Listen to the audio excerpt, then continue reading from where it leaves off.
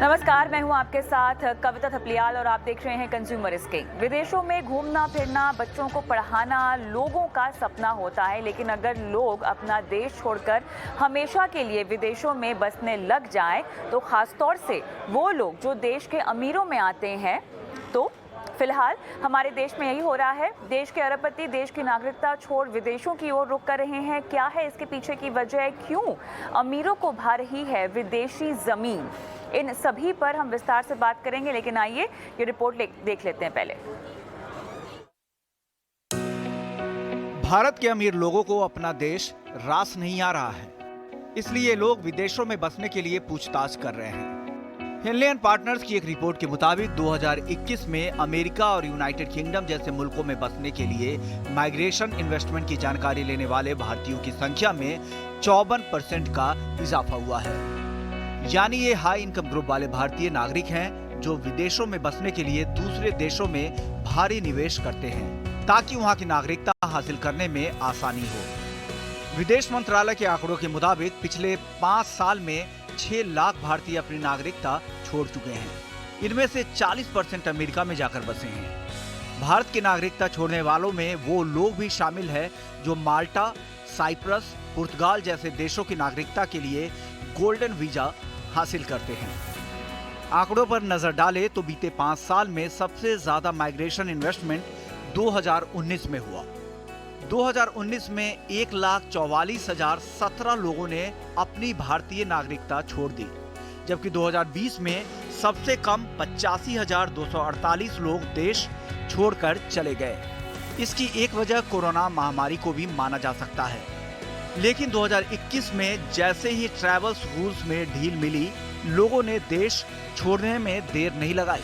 सितंबर 2021 तक ही 1,11,000 से ज्यादा लोग दूसरे मुल्कों का रुख कर चुके थे।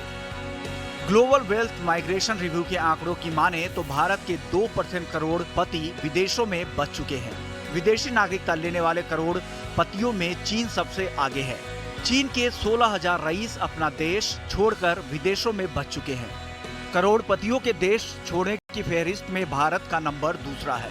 भारत के 7,000 और रूस के 5,500 करोड़पति अपना वतन छोड़ दूसरे मुल्क के बाशिंदे बन चुके हैं। गौर करने वाली बात यह है कि पहले लोग EB-5 प्रोग्राम की वजह से अमेरिका जाने के लिए बेताब दिखते थे। बीते 5 साल में इस ट्रेंड में भी बदलाव आया है। लोग स्पेन, पुर्तगाल और माल्टा जैसे देशों में इन्वेस्ट करने में दिलचस्पी ले रहे हैं। ऐसे में जानना जरूरी हो जाता है कि बिजनेस की बेहतरीन अवसर और कॉर्पोरेट ग्रोथ के बावजूद भारतीय करोड़पति दूसरे देशों में पैसा क्यों लगाना चाहते हैं, और ऐसा क्या है जो लोग माल्टा और साइप्रस जैसे छोटे यूरोपीय देशों की ओर रुख कर रहे हैं। ET नाउ स्वदेश। चलिए, तो यहाँ पर बड़ा ही सीधा सा सवाल है, और वो ये है कि आखिर विदेशों में बसने की वजह क्या है। दुनिया का बड़ा बाजार होने के बावजूद भी करोड़पतियों को जो है, क्यों हमारा देश रास नहीं आ रहा है, क्यों वो देश छोड़कर जाना चाहते हैं, नागरिकों का पलायन रोकने के लिए आखिर क्या करना चाहिए। इन सभी सवालों के जवाब देने के लिए हमारे साथ खास मेहमान भी जुड़ गए हैं। रिजवान साजन, चेयरमैन दानुपे ग्रुप हमारे साथ जुड़ गए हैं। Sameer Pirani, founder imperial consultancy, और साथ ही रुंगटा सिक्योरिटीज के CFP हर्षवर्धन रुंगटा भी हमारे साथ है। आप सभी का स्वागत है हमारी इस खास पेशकश में। हर्ष, आपने ये रिपोर्ट पढ़ी जो हमने दिखाई है। ये बताएं कि इन्वेस्टमेंट माइग्रेशन जो कि लगभग 2019 से शुरू हुआ है और उसके बाद लगातार बढ़ता ही जा रहा है, इसके पीछे अहम वजह और ज़मीनी हकीकत आपके मुताबिक क्या है? क्योंकि आप बहुत सारे HNIs का पैसा संभालते भी हैं, इसीलिए आपसे पूछना बनता भी है, क्योंकि आखिर किस तरह की सरजमीन, किस तरह की सर्विसेज, किस तरह के एवेन्यूज की तलाश होती है जब हम इस तरह के माइग्रेशन की बात करते हैं तो? कविता, ये बहुत ही क्लियर सा कॉन्सेप्ट है। इसमें जो अल्ट्रा HNI का इंडिविजुअल्स होते हैं, जो फैमिलीज होती हैं, उनकी इच्छा सिर्फ ये रहती है कि वो एक ऐसी कंट्री में जाएं जहां उनकी लाइफस्टाइल की जो उनकी रिक्वायरमेंट्स होती हैं वो फुलफिल हो। तो हमने जो माइग्रेशन की जो कंट्रीज देखी हैं, वो तो आप मान लीजिए इन्वेस्टमेंट ओरिएंटेड माइग्रेशन है, कई कंट्रीज में टैलेंट ओरिएंटेड माइग्रेशन होते हैं। लेकिन एसेंशियली अगर हम देखें तो उनका जो बेस रिक्वायरमेंट होता है वो one of course diversification point of view से अगर हम देखें तो वो तो है ही कि आप एक अलग कंट्री में डाइवर्सिफाई करके अपने वेल्थ इन्वेस्ट कर रहे हैं। लेकिन जो प्राइमरी ऑब्जेक्टिव अगर आप देखें तो बच्चों की फ्यूचर होती है, एसेंशियली एजुकेशनल फैसिलिटीज की बातें होती हैं, सिटी में जो लाइफस्टाइल की बात होती है, अगर आप सिंगापुर की बात कर रहे हैं तो वहाँ जो लाइफस्टाइल है वो एक डेफिनेटली एक डिफरेंट लाइफस्टाइल का एक्सपीरियंस होता है जो एचएनआईज एक्सपीरियंस करना चाहते हैं। अगर हम इन्वेस्टमेंट ओरिएंटेड माइग्रेशन की जो बात कर रहे हैं उसमें जिस कंट्री ने जिस तरह की आपके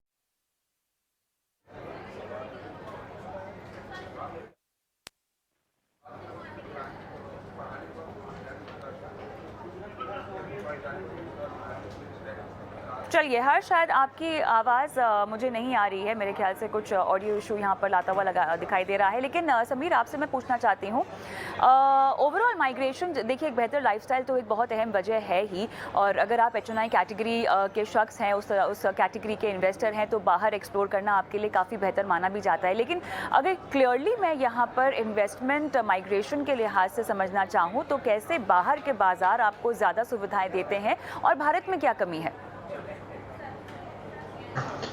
इंडिया के पॉइंट ऑफ व्यू अगर हम देख रहे हैं तो इंडिया में लोगों के पास पैसा है, कोई प्रॉब्लम नहीं है। सिर्फ प्रॉब्लम जो उनको जो फेस हो रही है, देखिए उनकी इनकम ज्यादा है, सामने वो इनकम टैक्स पे कर रहे हैं, उनको उनका रिटर्न्स नहीं मिल रहा है। ये एक रीजन है जिससे काफी वेल सेटल्ड लोगों को भी जाना चाहते हैं। कुछ ऐसे भी लोग हैं जिनको फैमिली और फ्रेंड्स में उनको उनका वेल्थ का जो करना है कि लाइक ओके मेरे पास इतने पैसे हैं, जो सेटल होना है इंडिया के बाहर, तो जनरली वो भी एक रीजन होता है। कुछ लोग पॉल्यूशन है, पॉपुलेशन है, करप्शन है, उस चीजों से बच के जाना चाहते हैं। इंडिया में हमने देखा है काफी ऐसे लाइक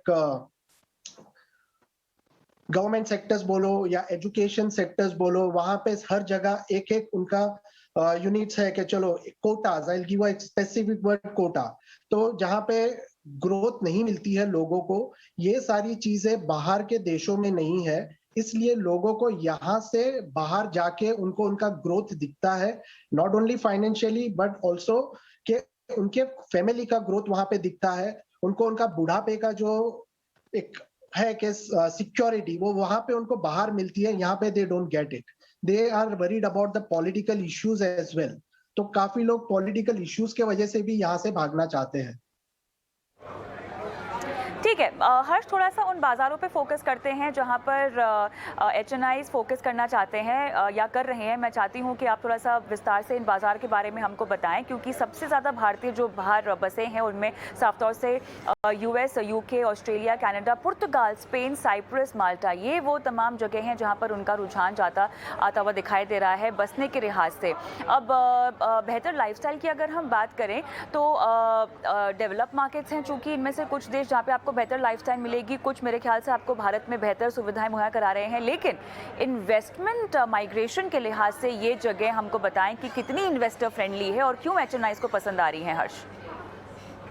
सुमन, कविता, अगर हम बात कर रहे हैं कि इन्वेस्टर फ्रेंडलीनेस की, तो इसमें अगर आप जो हर कंट्री की आप अगर देखेंगे कि उनकी जो रिक्वायरमेंट है, तो एक होती है कि आपका मिनिमम इन्वेस्टमेंट अमाउंट कितना है, तो वो एक पहली रिक्वायरमेंट होती है।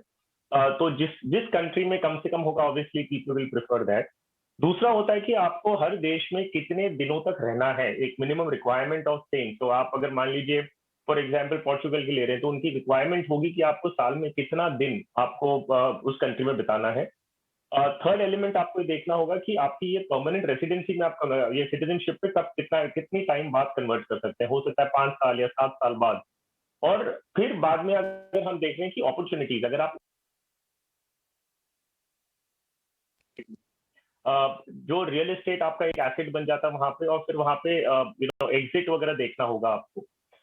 दूसरा होता है कि आप अगर एक वेंचर कैपिटल फंड के तौर पे, वीसी फंड की तरह आप इन्वेस्ट कर रहे हैं, तो उनके रेगुलेशंस अलग होते हैं।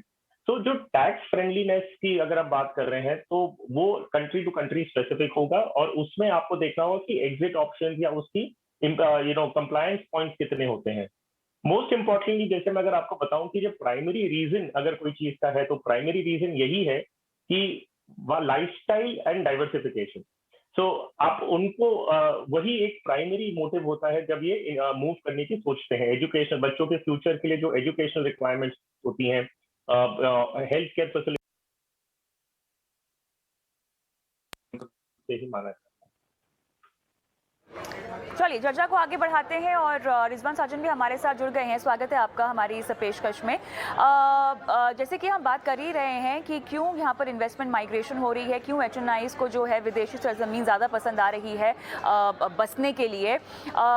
पिछले 1 साल में तो हमने ये आंकड़ा बहुत ज़्यादा बढ़ते हुए देखा है। रिजवान जी, मुझे ये बताएं कि इन्वेस्टमेंट एवेन्यूज़ पर अगर मैं ख़ास तौर से फोकस करना चाहूँ, ठीक है, बेहतर लाइफस्टाइल की बात हो गई, हर्ष ने बताया, हमको समझाया कि यहाँ पर बेहतर हेल्थ फैसिलिटीज़ भी आपको मिलती हैं और एक बार आप HNI बन जाते हैं तो बहुत ज़रूरी हो जाता है कि आप एक बेहतर जीवन शैली की ओर अपना कदम बढ़ाएं। एंड व्हाई नॉट, अगर आप अफोर्ड कर सकते हैं तो क्यों नहीं।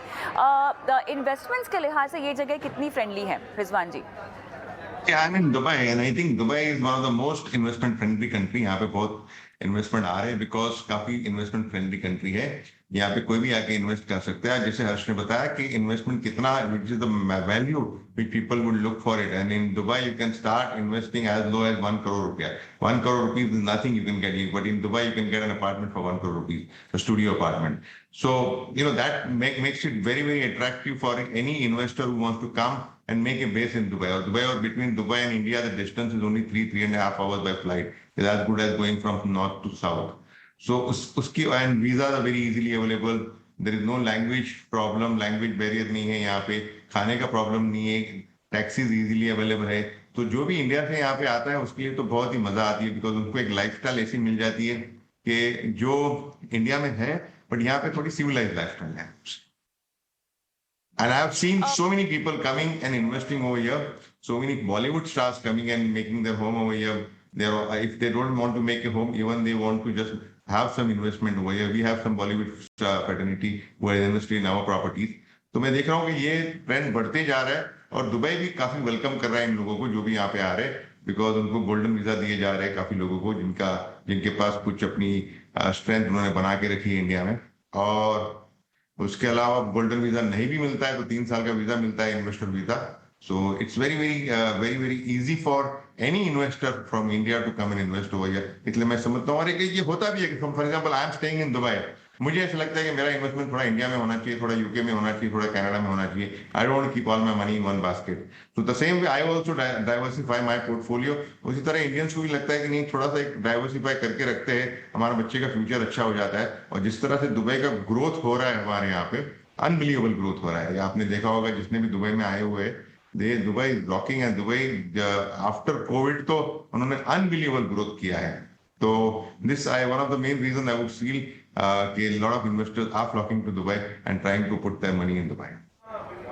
ऑलराइट, समीर, इसी को आगे बढ़ाते हुए यहाँ पर केवल HNIs की हम बात नहीं कर रहे हैं, हम बहुत सारे टेक जॉइंट्स देख रहे हैं, स्टार्टअप देख रहे हैं, एंटरप्रेन्योर्स देख रहे हैं जो कि विदेश में जाना चाहते हैं, ऑल्टरनेट रेसिडेंस को अपनाना चाहते हैं, और बहुत सारी जगह ऐसे भी हैं जो आपको स्ट्रक्चर्ड रेसिडेंसी प्रोग्राम्स ऑफर भी करती हैं। ये कौन कौन सी जगह है? पुर्तगाल, माल्टा जो लोगों की प्रेफरेंस लिस्ट में टॉप पर है, क्या वजह है इसके पीछे?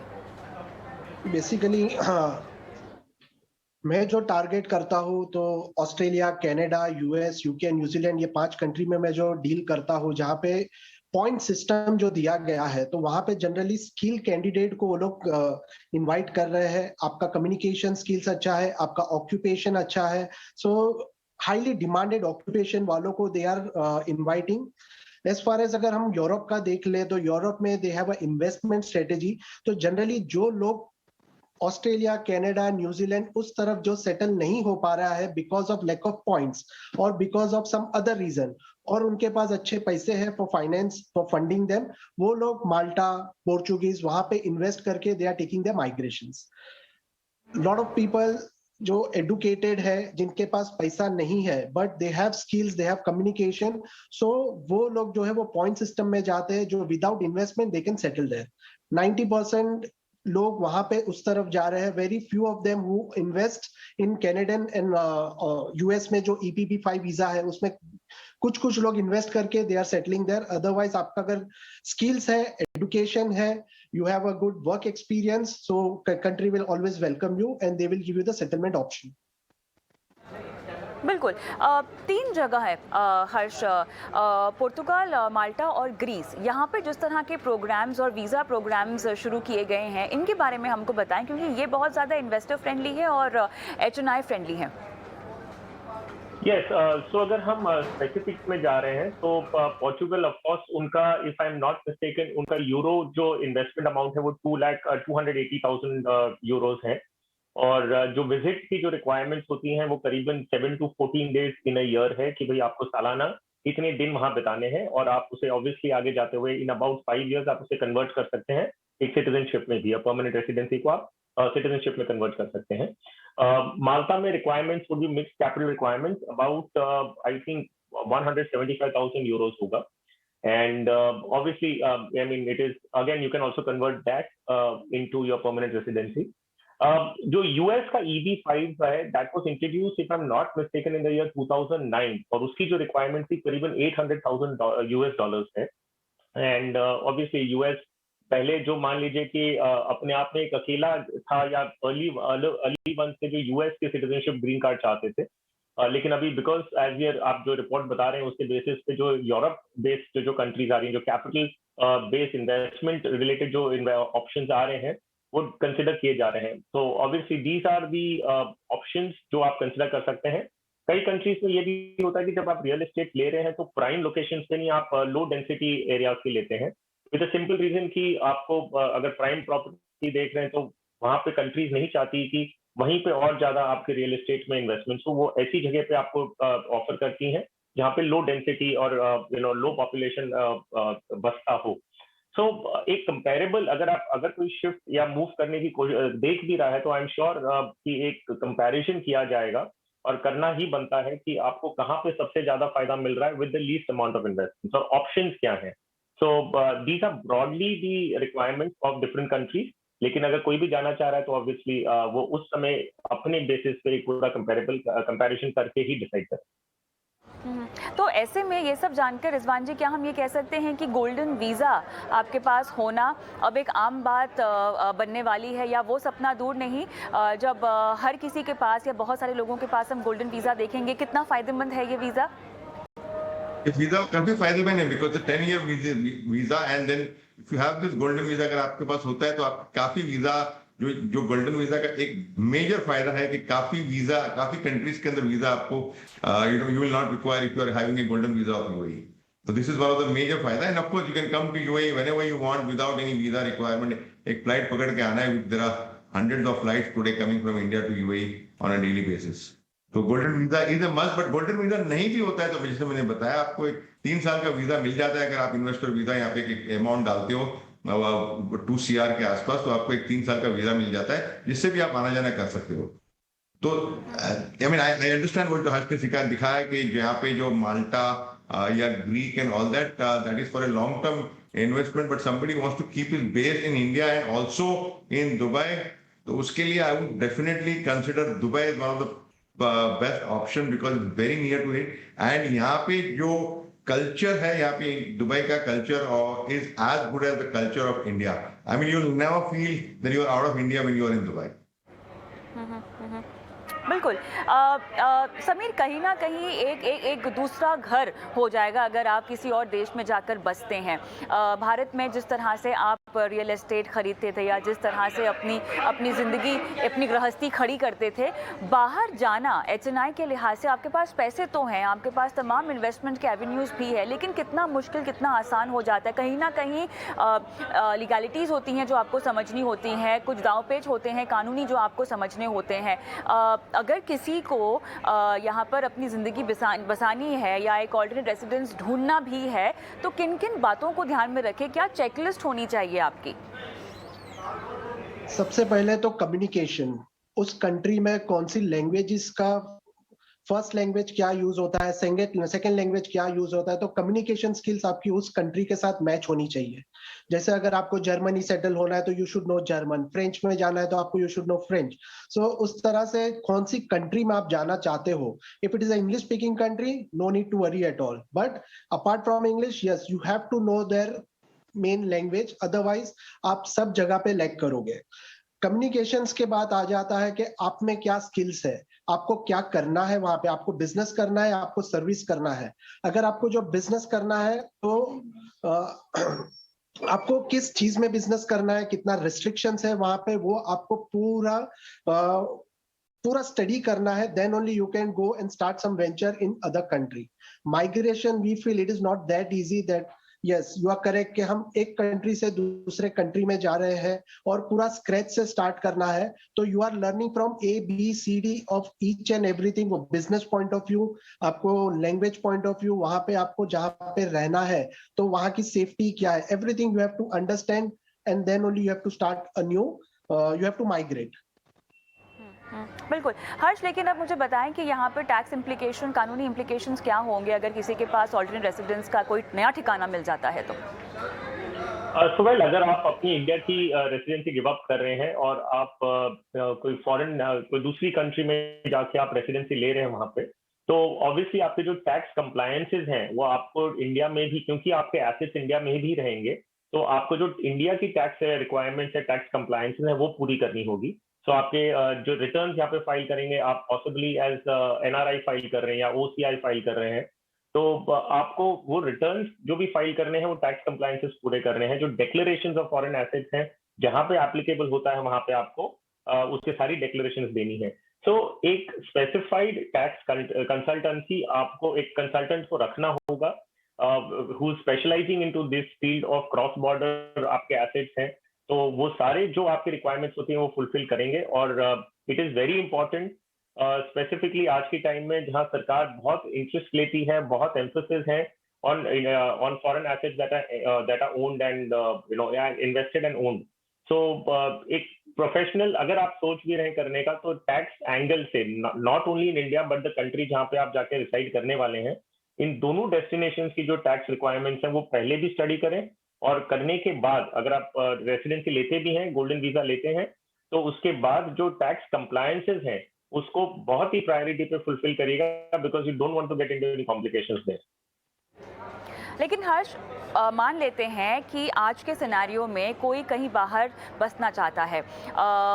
वर्ल्ड इकोनॉमी हम देख रहे हैं कि किस तरह से उभर रही है महामारी से और किस तरह से महंगाई सब जगह चरम सीमा पर पहुंची हुई है. इस वक्त मौजूदा समय में कोई अगर बाहर किसी दूसरे देश में शिफ्ट होना चाहता है तो किन किन बातों को ध्यान में रखना चाहिए? किन किन, सबसे पहले तो बहुत बड़ी बड़ी प्रॉब्लम्स हैं. महंगाई हो गई, हमारी करेंसी डेप्रिसिएशन हो गई, आपकी बदलती लाइफस्टाइल, महंगी होती हुई लाइफस्टाइल हो गई. मेरे ख्याल से एक चेकलिस्ट बनाना बहुत ज़रूरी होगा जहां पर आप जहां मूव होना चाहते हैं, जहां आप जाना चाहते हैं, वहां की फ़िलहाल इकोनॉमिक कंडीशंस को स्टडी करना होगा और आपका कारोबार, आपकी नौकरी, जो भी कुछ है उसको आगे बढ़ाने के बारे में सोचना होगा. कविता, बहुत हद तक आपने जो सारी चीजों को गिनाया है ये बहुत ही मिडिल क्लास रिलेटेड प्रॉब्लम्स है. अगर आप इन्फ्लेशन की बात कर रहे हैं, आप अगर और भी कुछ चीजों की बात कर रहे हैं, वो एसेंशियली एक मिडिल क्लास प्रॉब्लम है. अगर हम अल्ट्रा HNI कैटेगरी की बात कर रहे हैं, उनको उनकी लाइफस्टाइल इतनी आगे बढ़ चुकी होती है कि उन्हें इन्फ्लेशन का जो परसेंटेज है उसे day to day living expenses में कोई फर्क नहीं पड़ता.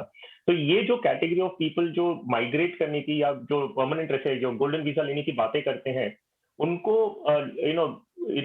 रिटेल लेवल की जो इन्फ्लेशन प्रॉब्लम्स है वो इतनी जरूरी नहीं है. वहां पे हम जो बात कर रहे हैं, जो पर्पस है वहां जाने का, आप फॉर एग्जांपल आपने कहा कि अगर आप इकोनॉमी ऑफ द कंट्री भी देखें जहाँ पे आपको बिजनेस करना है, यस बहुत हद तक लागू होता है. अगर आप वैसे कुछ माइग्रेट करेंगे, आप बिजनेस भी वहाँ शुरू करना चाह रहे हैं, और अगर आप वहाँ पे मान लीजिए कोई जॉब करना चाह रहे हैं, करियर बेस्ड कुछ अपॉर्चुनिटीज है, तो वो एक अलग इशू हो गया.